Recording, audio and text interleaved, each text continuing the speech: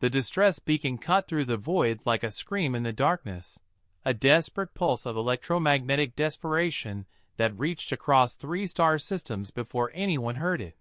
The Carillion merchant vessel Blessed Prophet had been hauling refined Kiratite ore through the Epsilon Traverse when the pirates struck. 3 fast attack corvettes bearing the crimson skull insignia of the Vask marauders. Captain Thelnara, a seasoned trader who had navigated these routes for 40 cycles, knew immediately that her crew had minutes to live. The Vask didn't take prisoners. They took cargo, stripped ships to their bones, and left the crews floating in the black. Her secondary communications officer, a young Carillion named Press, worked frantically at his console, fingers trembling as he broadcast their position on every frequency the ship could muster. The Blessed Prophet's shields were already failing, her engines crippled by the opening salvo. The pirates were taking their time now, savoring the kill, their weapons locked but not yet firing the final volley. Then something changed. Press looked up from his console, his facial membranes shifting through colors that indicated confusion, then disbelief, then something approaching hope. He had received a response. Not from the Carillion Defense Fleet, which was 17 hours away at maximum burn. Not from the local system patrol, which had been bribed or intimidated into looking the other way. The response came on a tight beam transmission, encrypted with military-grade protocols that his console barely recognized. For words, spoken in that peculiar blunt cadence that belonged to only one species in the known galaxy. "Sit tight. Warship incoming." The voice was human. Captain Thelnara's blood ran cold, and not from fear of the pirates anymore. She had heard the stories, the whispers that traveled through trade lanes and station bars. Every species had heard them by now. Humanity had been welcomed into the galactic community barely 2 decades ago, an upstart species from a world they called Earth, eager to trade, eager to learn, eager to take their place among the stars. They had seemed harmless enough at first, enthusiastic and naive, their technology generations behind the established powers. But humanity had brought something with them from their violent little world, something that terrified the Carillions and the Vask and every other species, who had grown comfortable in the relative peace of civilized space. Humans understood war in a way that the galaxy had forgotten. They had spent 10,000 years perfecting the art of killing each other, had turned destruction into science and violence into philosophy. When they built their first warships, the other species had laughed, right up until they saw what those ships could do. The human vessels didn't follow conventional design principles. They were ugly, brutal things, all angular armor and redundant systems, built not to explore or trade but to survive and to kill. Where Carillion ships prioritized speed and efficiency, human warships were designed around a single principle that their engineers called acceptable losses. They expected to be hit. They planned for it. They built their ships to take devastating damage and keep fighting, to lose entire sections, and continue the mission. It was madness. It was terrifying. And in the 2 small conflicts humanity had been involved in since joining the galactic community, it had proven devastatingly effective. Captain Thelnara stared at her communications display, at those 4 simple words that now seemed to pulse with terrible promise. The vast pirates had heard the transmission too. She could see them on her sensors, their attack formation faltering, their ships beginning to maneuver into defensive positions. They knew what was coming. Everyone knew what happened when humans responded to a distress call. The question wasn't whether the human ship would arrive in time. The question was what would be left of the Vask when it was done. Press looked at his captain, his membranes now flickering with colors she had never seen before, emotions without names in the Carillion language. "How far away are they?" Thelnara asked, her voice steady despite the fear and hope warring in her chest. Press checked his console, running the calculations twice, because he didn't believe the first result. "Captain, based on the transmission delay and their response time, they're already here. They've been in the system for at least 6 minutes. They were close enough to hear us immediately." 6 minutes. The human ship had been close enough to respond immediately, but had waited 6 minutes before announcing itself. Delnara understood why, and the understanding made her feel something she had never expected to feel about humans. Gratitude mixed with primal terror. They had been watching, waiting, making absolutely certain they understood the tactical situation before committing. That was the other thing about humans. They didn't just fight. They hunted. The human warship dropped out of stealth like a predator emerging from tall grass, its sensor shadow materializing on every display within 100,000 kilometers. The USS Resolute was a Prometheus-class destroyer, 300 meters of weaponized human engineering that looked like someone had taken a knife to a cathedral and rebuilt it for murder. Its hull was scarred with ablative scoring from previous engagements, proud wounds that humanity wore like badges of honor. The ship moved with a grace that belied its brutal purpose, maneuvering thrusters firing in precise bursts that brought it between the Blessed Prophet and the pirate corvettes with an economy of motion that spoke of masterful piloting.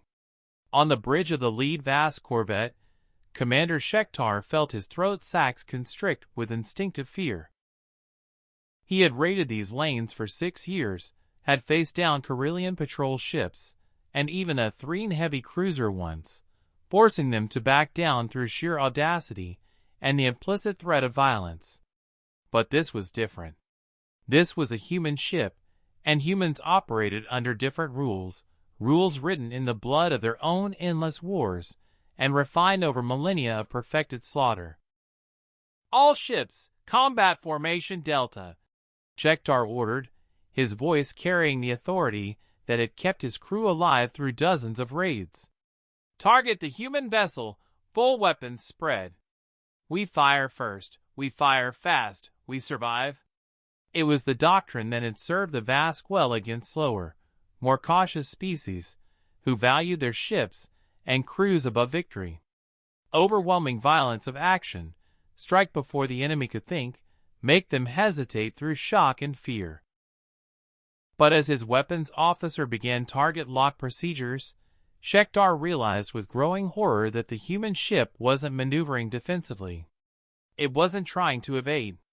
The Resolute was accelerating directly toward them, its bow pointed at his formation like an accusing finger, like a spear thrust forward by a warrior who had already accepted that death was simply the price of glory. His tactical display began screaming warnings. The human ship's weapons were hot, dozens of them, missile tubes and railgun batteries and energy weapons that his computer couldn't even properly classify. But more than that, the ship's power signature was all wrong. Most warships ran their reactors at 60, maybe 70% capacity during normal operations, keeping reserves for emergencies and extended engagements. The Resolute was running at 94%, pushing its systems into the red zones that cautious species reserved for only the most desperate circumstances. "They're not slowing down," his sensor operator announced, his voice climbing toward panic. "Commander, they're not slowing down. Collision course in 40 seconds. Shektar's mind raced through options, through scenarios, through everything his experience had taught him about space combat. This was insane. This was suicide. No sane commander charged directly at 3 enemy ships, not when they could stand off and engage at range, not when tactics and caution could carry the day. But humans weren't sane, not by galactic standards. They were the species that had looked at the void of space and decided it needed warships named after concepts like vengeance and defiance and indomitable will. They were the species that put their weapons operators in armored coffins deep inside their ships and called those positions assured casualty stations, because everyone knew those crew members would die first in any serious engagement. They were the species that had invented the phrase, acceptable losses, and meant it. "Fire!" Shektar screamed, and his fleet opened up with everything they had. Plasma bolts and kinetic slugs and guided missiles streaked across the gap, a wall of destruction that would have vaporized any merchant vessel and crippled most warships.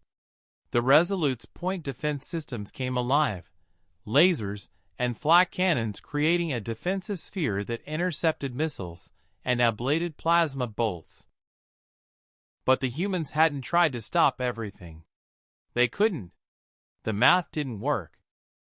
3 kinetic slugs punched through the Resolute's armor, one penetrating deep into the forward hull section, another clipping the starboard missile battery, the third glancing off the reinforced bow.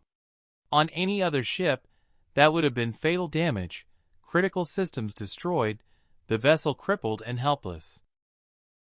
The Resolute's forward acceleration stuttered for half a second as internal compartments explosively decompressed, as damage control systems activated and crew members died at their stations.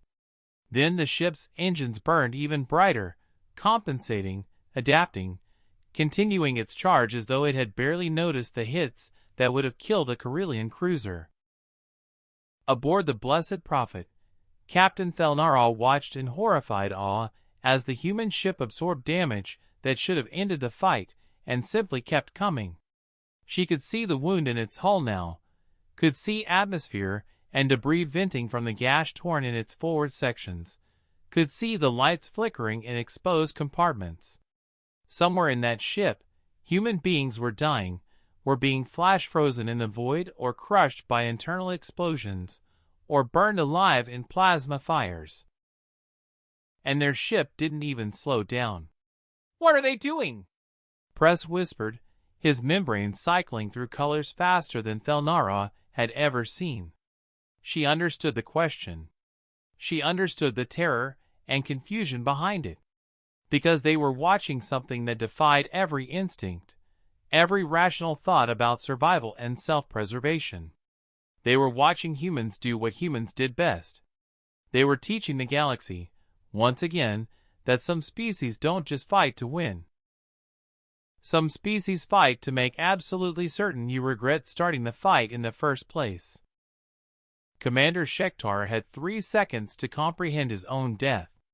The Resolute closed to knife fighting range with a velocity that made his tactical officer's voice break mid-warning, and then the human ship opened fire with everything it had.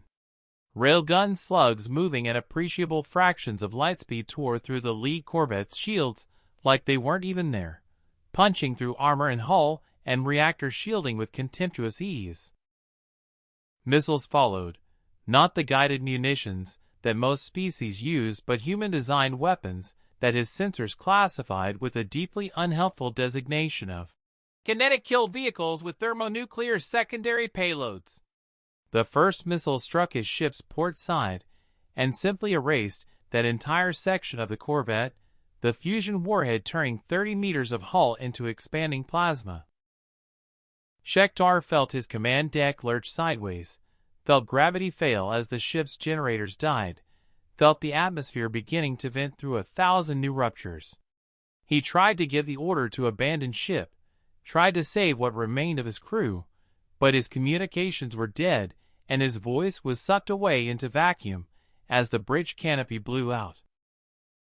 His last thought, before the cold and the void claimed him, was a simple one that would have resonated with every predator species in the galaxy's history.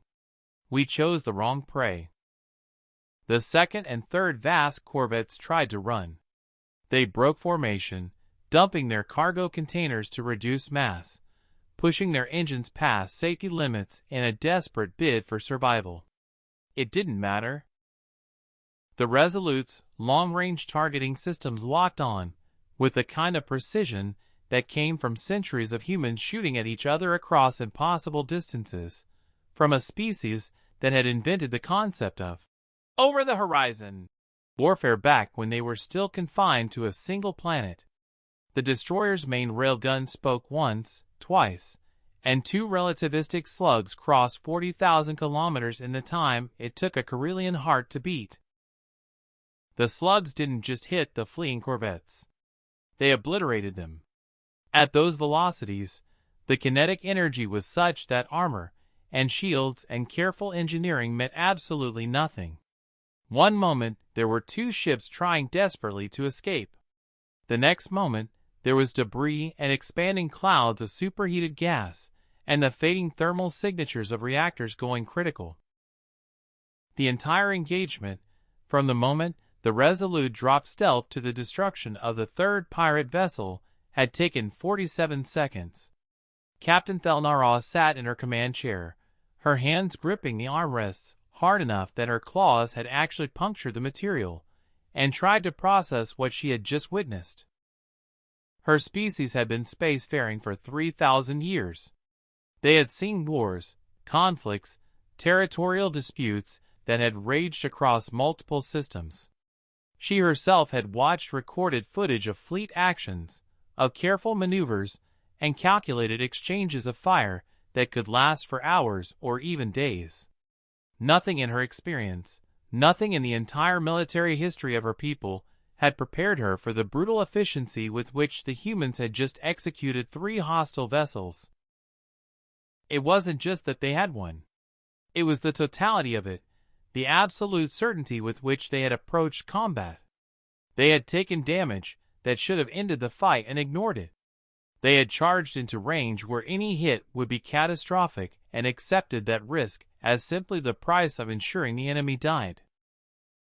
They had turned space combat, which every civilized species approached with caution and doctrine and careful calculation, into something that looked like a bar fight prosecuted at relativistic velocities. "Captain," Press said quietly, his voice shaking, "they're hailing us." Thelnara took a moment to compose herself, to smooth her facial membranes into something approaching professional calm, before she activated the view screen.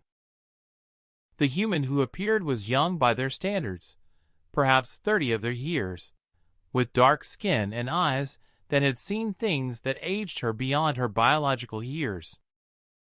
She wore the crisp white uniform of the United Nations Space Service, and her rank insignia indicated she was a lieutenant commander. Behind her, the bridge of the Resolute was a study in controlled chaos, damage control teams rushing past, sparks cascading from ruptured consoles, emergency lighting casting everything in harsh red shadows. "Merchant vessel Blessed Prophet, this is Lieutenant Commander Aisha Okafor of the USS Resolute. The hostile vessels have been neutralized. We're reading significant damage to your ship. Do you require assistance with life support or propulsion?" Thelnara stared at the human woman, at her calm professionalism, at the way she was standing on a bridge that was clearly damaged and possibly still in danger, and asking if the Corellians needed help. "Commander Okafor," Thelnara managed, her translator working overtime to convey the complex mixture of gratitude and residual fear in her voice. "Your ship, you're injured. Your forward hull section, the damage I can see on my sensors." Okafor glanced at something off-screen, her expression unchanging. "Hull breach on decks 4 through 6, forward section. We've sealed the compartments and evacuated personnel. 17 casualties, 11 serious. We're combat capable and can remain on station to provide assistance." 17 casualties. 11 serious. The human woman said it the way Thelnara might have reported a minor systems malfunction. Said it and moved on to offering help, as though taking damage that would have crippled any other ship was simply part of the job. "We are stable," Thelnara said finally, finding her voice. "Our engines are damaged but reparable. Commander, your ship, your crew, they saved our lives. The Vask they would have, we would be." She trailed off, unable to find words in any language that could adequately express what she was feeling. Okafor's expression softened slightly, the first hint of emotion breaking through her professional mask. "That's what we do, Captain. Someone calls for help, we answer." Doesn't matter if you're human or Corellian or anyone else. You were in trouble. We were close enough to help. Simple as that. But it wasn't simple, Thelnara thought. It wasn't simple at all. Because what the humans had just demonstrated, what they had shown the galaxy time and again in the 20 years since joining the greater community, was something that terrified and inspired in equal measure. They had shown that some species don't just defend themselves. Some species defend others, even at great cost to themselves, because that's what they believe is right. They had shown that humanity had brought with them from their violent little world not just weapons and warships and the knowledge of how to kill efficiently. They had also brought honor and courage and a fierce protective instinct that they extended to anyone who needed their help. 3 days later, at Corellian Central Station orbiting the capital world of Corellis Prime, Captain Thelnara stood before the Council of Merchants and tried to explain what had happened in the Epsilon Traverse. The council chamber was packed with representatives from a dozen species, merchants and traders, and shipping magnates, who had all heard the initial reports and wanted to understand what it meant for their operations in the outer lanes. The holographic display above the council table showed the sensor logs from the Blessed Prophet, the cold mathematical data that somehow failed to capture the reality of what she had witnessed. The counselors watched in silence as the logs played out, watched the Resolute take damage and continue fighting, watched 3 pirate vessels reduced to debris in less than a minute. When the recording ended, the silence in the chamber was absolute. Finally, Council Chair Vethal, a Corellian elder whose facial membranes had faded to the pale blue of advanced age, spoke. Captain Thelnara, your report indicates that the human vessel took significant damage in this engagement. Damage that our military analysts believe should have rendered the ship combat ineffective. Thelnara nodded. Yes, Council Chair. The Resolute suffered hull breaches, loss of atmospheric integrity in multiple compartments, damage to weapon systems, and 17 crew casualties. And yet, they continued to engage the enemy, and then remained on station to offer us assistance. This is madness, interjected Councillor Shrintak, a younger member who had made his fortune in the very trade lanes where the attack had occurred. No rational commander would accept such losses to defend a merchant vessel. The economic calculation alone makes no sense. The cost of repairing that destroyer will exceed the value of your cargo by an order of magnitude. Thelnara felt her membranes shift to the deep purple of barely controlled anger. With respect, Counselor, I don't believe the humans performed an economic calculation. They heard a distress call. They responded. That was the entirety of their decision-making process. Vethal raised a hand, calling for calm. Captain Thelnara, please understand our concern. We are a mercantile people. We understand trade, negotiation, the careful weighing of costs and benefits. The humans approach these situations with a philosophy we find difficult to comprehend. They seem to value abstract concepts like honor and duty above their own survival. This makes them unpredictable, and unpredictability in our trade partners is concerning. Thelnara looked around the chamber, at the assembled counselors, who had spent their lives calculating profit margins and risk assessments, and realized that they were afraid. Not of the vast pirates or the dangers of space travel, but of the humans themselves. Afraid of a species that operated according to principles that couldn't be quantified in credits or cargo tonnage. You want to know if the humans can be trusted, she said quietly. You want to know if their unpredictability makes them dangerous to us. Vethal's membranes flickered in acknowledgement. Yes, Captain. That is precisely what we need to understand. Today they defended your ship. But what happens tomorrow, when human interests and Corellian interests conflict? What happens when their honor demands one course of action and our practical needs demand another? Can we rely on them, Or should we be preparing for the day when their weapons turn in our direction? Thelnara thought about Commander Okafor, standing on her damaged bridge, offering assistance even as her own ship bled atmosphere into space. She thought about the 17 human casualties, people who had died defending strangers, defending people they had never met and would never know. She thought about the Resolute charging into weapons range, accepting terrible damage, because it was the fastest way to neutralize the threat to her crew. "I can't speak for all humans," Thelnara said finally. "I can only speak to what I witnessed. But I will tell you this, Council. The humans have something we've lost, something most of the civilized galaxy lost millennia ago, when we turned from warriors into merchants and administrators. They have conviction. They believe in things beyond profit and survival. They believe in protecting those who cannot protect themselves, in answering calls for help regardless of the cost, in standing between the innocent and those who would do them harm. You ask if we can trust them. I ask you this, would you rather have the humans as allies or as enemies? Because I have seen what they do to those who threaten people under their protection." The council chamber erupted into debate, voices raised in concern and calculation and fear. But Vethal simply looked at Thelnara, his ancient eyes seeing past the words to the deeper truth beneath. "You believe in them," he said softly, beneath the noise of the other counselors. "After 3 days, after one encounter, you believe the humans are trustworthy." Thelnara met his gaze steadily. "I believe, Council Chair, that when I sent out that distress call, I was prepared to die. My crew was prepared to die.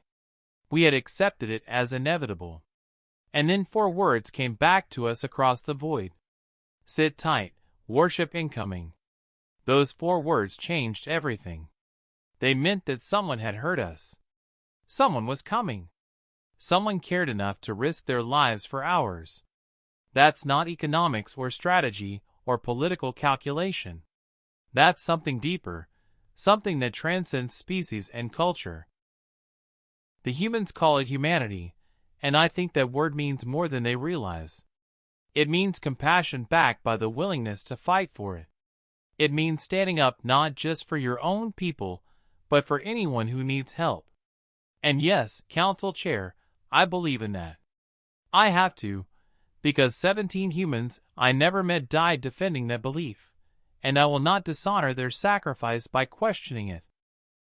6 months after the incident in the Epsilon Traverse, the galaxy learned what it meant to have humanity as a true ally. The vast consolidation, enraged by the destruction of their raiding parties, and emboldened by successful attacks on other merchant vessels, made a catastrophic miscalculation. They attacked a human colony transport in the Kepler Rim, killing 347 civilians, mostly families relocating to the new settlement on Kepler 7. The transport, the civilian vessel New Horizons, never had a chance. It was unarmed, unarmored, designed to carry hopes and dreams, not to fight pirates. The distress call was cut short. There were no survivors. The response from humanity was immediate and absolute. Within 48 hours, 12 human warships entered vast controlled space. Not destroyers or patrol craft, but full fleet carriers and battlecruisers, ships that made the Resolute look like a scout vessel. They moved through the vast territories like a storm, systematically dismantling every pirate base, every supply depot, every hiding place that the consolidation had built over decades of raiding and murder. The Vask fought back with everything they had. It wasn't enough. It wasn't even close. The humans didn't just fight. They erased. By the end of the 3rd week, the Vask consolidation had ceased to exist as a functional organization. Their leadership was dead or in custody, their ships were debris, their bases were ruins, and the survivors had scattered to the far edges of known space, carrying with them stories that would be told in frightened whispers for generations. The humans had sent a message, and that message was heard across every civilized system in the galaxy. Touch our people, touch anyone under our protection, and we will end you. Not defeat you. Not push you back. End you. Captain Thelnara watched the reports coming in from the Kepler rim, watched footage of human warships moving through space with terrible purpose, and understood something that the Carillion Council was only beginning to grasp. Humanity hadn't come to the stars looking for war. They had come hoping for peace, for cooperation, for a chance to leave behind the violence that had defined their history. But they had brought their weapons anyway, because they understood something that the rest of the galaxy had forgotten. Peace isn't the absence of violence. Peace is what happens when good people are willing to fight to protect it. The humans were willing to fight. More than that, they were willing to die. And they expected, demanded, that their sacrifice means something. 3 months after the vast consolidation fell, Thelnara received a message requesting her presence at the human embassy on Corellis Prime. She arrived to find Commander Okafor waiting for her in a small garden that the humans had built in the embassy compound, a piece of Earth transplanted to an alien world, green and growing and stubbornly alive. Okafor looked different than she had on the damaged bridge of the Resolute. Healthier, more rested, but with new scars visible on her hands and a slight hesitation in her movements that spoke of injuries not quite healed. "Captain Thelnara," Okafor said, rising from the bench where she had been sitting. "Thank you for coming." They walked together through the garden, surrounded by plants from a world light years away, and for a while neither spoke. Finally, Thelnara broke the silence. "Your ship, the Resolute, is it repaired?" Okafor nodded. "Fully operational and back on patrol. The damage looked worse than it was, mostly. Human ships are built to take a beating." She paused, then added quietly, "We lost 3 of the 17 casualties. The others are recovering. Lieutenant Chen, Ensign Ramirez, and Chief Petty Officer Williams. They died in the forward section when the kinetic slug breached the hull. They died instantly, if that matters." "It matters," Thelnara said softly. "Their names matter. Their sacrifice matters. Commander, I needed to tell you something. When your ship answered our distress call, when you charged into range and took damage to save us, you changed something. Not just for my crew, but for how my people see yours." Okafor looked at her with those ancient young eyes, eyes that had seen too much death for someone so young. "How do your people see us now, Captain?" Thelnara considered the question, thinking about the council debates, the fear and admiration and confusion that humanity inspired in equal measure. "They see what I see, Commander. They see a species that came to the stars carrying both terrible weapons and beautiful ideals. They see people who will fight to protect strangers, who will die for principles they believe in, who will pursue justice with the same intensity they pursue peace. They see humanity in all its contradiction and complexity and courage. And they're learning, slowly, what that means." Okafor smiled slightly, a small expression of something that might have been hope or pride or simply exhaustion. "We're not perfect, Captain. We're violent and flawed, and we carry 10,000 years of war in our cultural memory. But we're trying. We're trying to be better than our history, to be worthy of the trust that others place in us." "You are worthy," Thelnara said, and meant it with every fiber of her being. "Your crew proved that when they put themselves between my people and death. You proved it when you stayed on station, damaged and bleeding, to make sure we were safe. And your species proved it when you went into vast space, not for conquest or profit, but to ensure that no one else would have to receive the kind of call you answered that day. That is worthiness, Commander. That is honor." They stood together in the garden, 2 beings from different worlds, different species, different histories, united by a simple truth that transcended all differences. Some things are worth fighting for. Some things are worth dying for. And some species, despite all their flaws and violence and capacity for destruction, are worth believing in. Somewhere in the vast darkness of space, a human warship moved through the void, patrolling the trade lanes, listening for distress calls, ready to respond with terrible swift violence to any threat against the innocent. And across the galaxy, in 1,000 different systems and 100 different species, beings looked to the stars and felt something they hadn't felt in millennia. They felt safe. Because humanity was out there, watching, waiting, ready to answer if the call came. Ready to say those 4 simple words that carried the weight of a species' conviction, a species' courage, a species' unshakable commitment to standing between the darkness and the light. Sit tight. Warship incoming.